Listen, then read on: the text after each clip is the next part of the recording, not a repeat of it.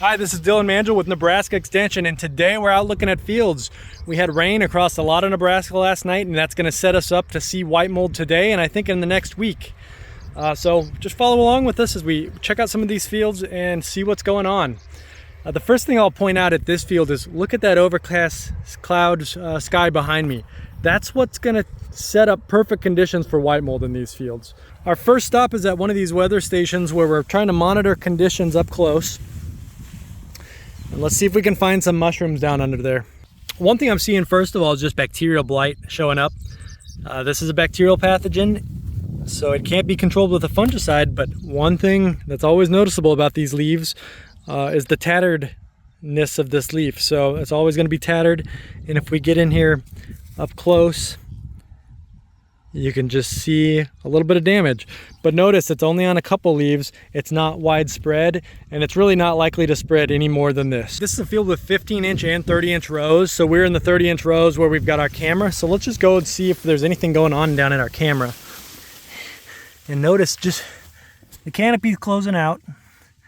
Our 15-inch rows are completely closed. These are almost completely closed. And here's our camera. What we're watching is just a naturally occurring spot, a gap in the residue cover, and there's naturally occurring apothecia laying down in here. I don't see any of them growing right now though. So on a second pass looking closer, what we saw in front of our camera are apothecia. That's the white mold mushroom right there. That's what's going to cause those spores to spread and infect these plants. Here's some more of them growing right over here. It's very small, but you can just see them. You can see them right there. Now, can this field become infected?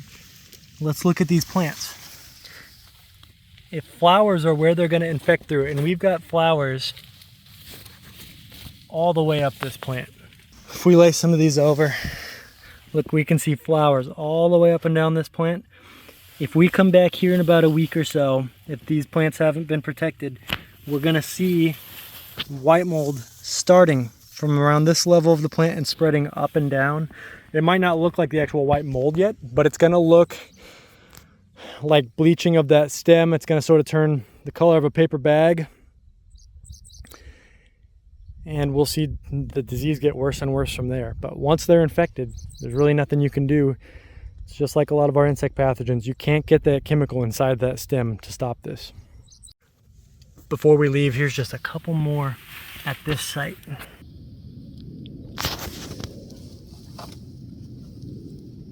I found one more. It's just very small. I mean, you can see how big a finger is next to it. Very small. I think tomorrow they're going to keep growing, and we'll have even more tomorrow.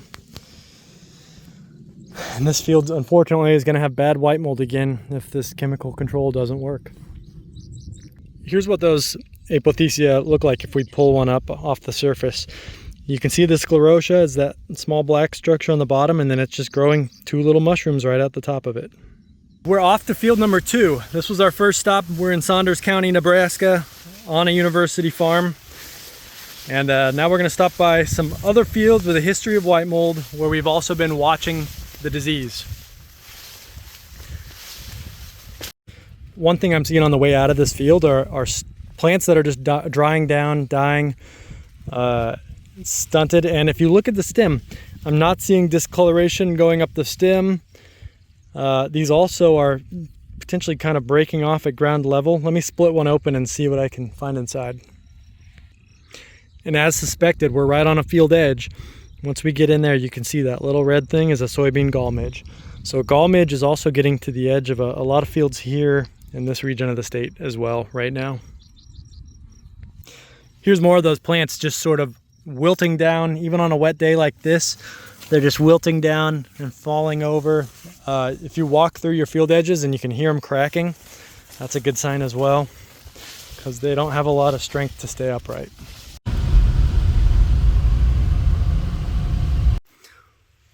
Walking into field 2, we got a bonus corn smut. And a big one. We're walking out into field 2, and this is one of those that also has a history of white mold. It was impacted pretty heavily in a hot spot in 2021, 2023. And when we came out this year, we found those white mold sclerotia again. So let's go see if they're growing apothecia. First thing I noticed about this field is just we're not quite canopied yet. I don't know what this is, 70% or so, but that's gonna prevent that ground from staying wet as long as it would if this was canopied over, which is gonna mean fewer mushrooms, fewer apothecia. It's really gonna bring that chance or likelihood of getting white mold down a lot. This is an odd field because we have large sclerotia, some of the largest we've seen. We haven't really seen any growing apothecia yet. They're getting it ready to, it seems like. But remember, this field hasn't canopied out. It's getting close, but we're not seeing it quite yet. Let's go dig around in residue and see if we can find some that are more covered and see what they're doing.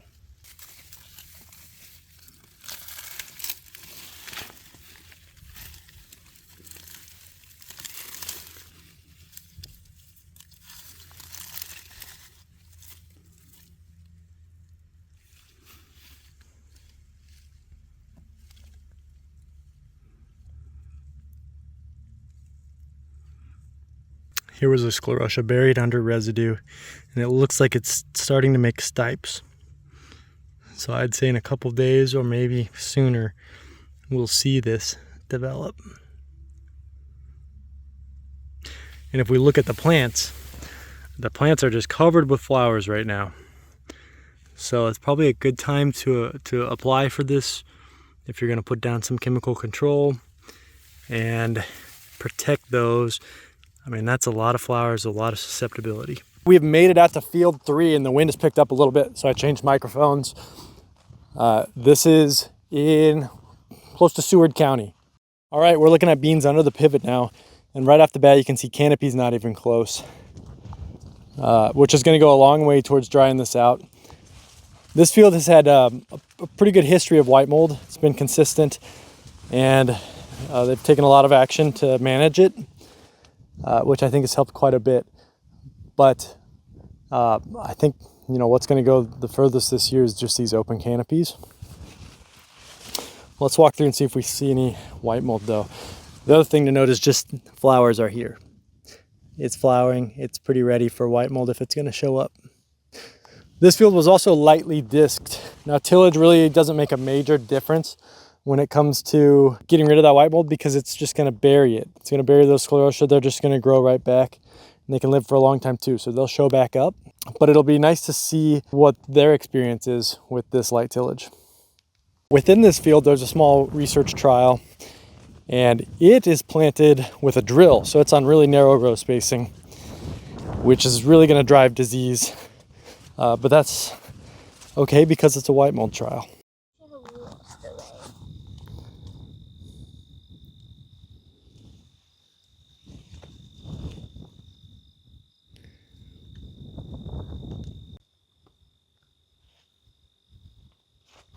We're just finishing field 3, and luckily we didn't see any apothecia or white mold mushrooms here. We looked around, but I think the big explanation is that canopy's kind of open, and it has been dry for a couple days leading up to the rainfall that this field got last night. I think they got around an inch of rain, but we might just be a little bit too early. The soil surface is wet. It's wet as can be, and maybe by tomorrow some of these will be growing, but we've also got open canopies. It's humid, but that's going to allow that wind, which is blowing right now, to clear that out a little bit. So we've got one field left. It happens to be the field where we've had the most white mold in this season so far, or the most apothecia so far. So we're going to get out there and look in one last field. Hopefully we'll find something interesting to show you. All right, we've made it out here to field 4. This one is looking a lot closer to canopied out, but it's still not all the way. So we'll walk through and give some of our thoughts. If you notice in this one, there's heavy residue on the ground as well.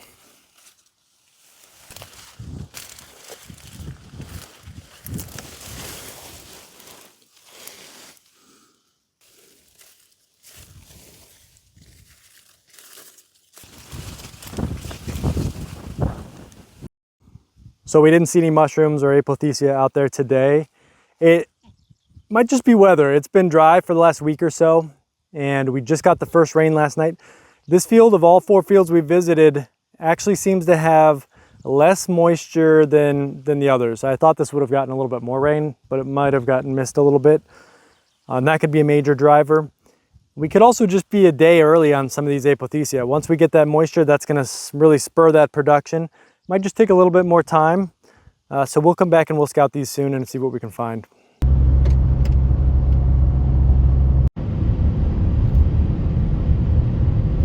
All right, so we just made it back after a day of looking at field sites across, Saunders, York, Seward counties, looking for white mold in fields with a strong history of it. And we did see it in some counties, but we really didn't see it in as many as we had thought. So it's still out there, kind of coming and going as we get those rainstorms. But remember, plants are susceptible now. With those flowers out there, you got to start thinking about how you're going to protect those if you've got a history of that. Consider putting out a foliar fungicide if you've still got time before that canopy closes up. Take good notes on where the disease shows up. And remember one last thing, as this shows up, as we start to see dying plants later in the season, rescue treatments are rarely economical. So don't think you can get out there later and go in and save those plants. Once a plant is infected with white mold, it's done. So if you want to manage it, now's sort of your last chance as we get to these next week or so. But if we get more cool, overcast, rainy days like today, we're really going to see this disease pick up, and conditions are just about perfect to set up for a big white mold season in Nebraska. So think about fields with the history of it and make those decisions if you're going to do anything to manage it. If you guys have any other questions, feel free to contact me, Dylan Mangel at Nebraska Extension, or go online to cropwatch.unl.edu. Thanks for watching.